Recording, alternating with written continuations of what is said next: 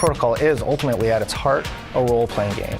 Beautiful night. It really has to do with the story and the characters. You come to kill me. There's a whole lot of enemies to fight, cool things to find, doors to kick down.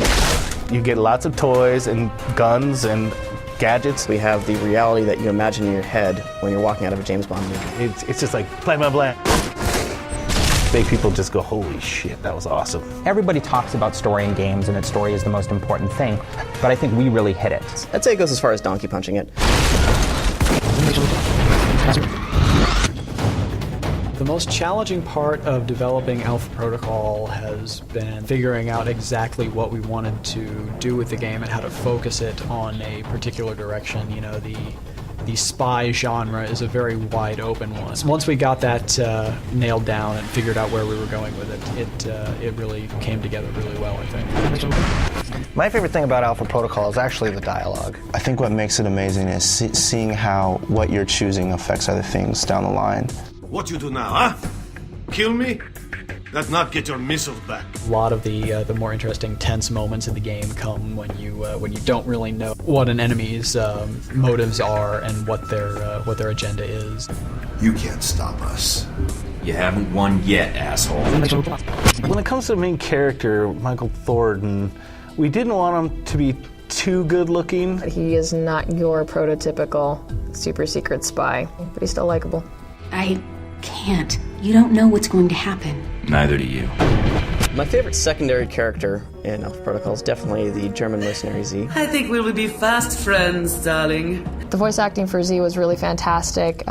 This really great, deep, throaty, slow, milky kind of voice direction that might make some people tighten the jeans, I don't know. And I thought I might have to work harder. You would if I wasn't tied down. My favorite enemy would have to be Konstantin Brayko. You came for a fight, you got one, buddy. He's a Russian mob boss who is completely obsessed with American 1980s culture. He's got a knife. He's just dangerous. You just never know what he's going to do. My personal favorite gadget is the noisemaker. All it does is project a little burst of noise at a distant location. It'll cause enemies to respond as though they've heard the player over there, and they'll go and check it out. And it just can create some really satisfying combos where you can plant a proximity mine on a wall and then lure people over and blow them up. Yeah, the world feels very different just depending on location. You're traveling all over the world, and we wanted to make sure that when the players are going from different hub to hub, that they know exactly where they are.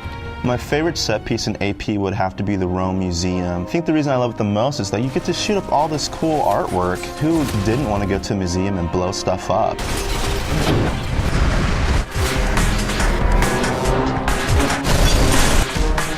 When people look at Alpha Protocol, they have a hard time understanding how it all fits together. I want to know what you're doing here. Who sent you? Until people play it and see how we've constructed everything and how all of these pieces of the puzzle fit together, they're not really going to get it. Who the heck are these guys? I think when they play it, they will get it, and then they're going to think, wow, this is great. Case of emergency.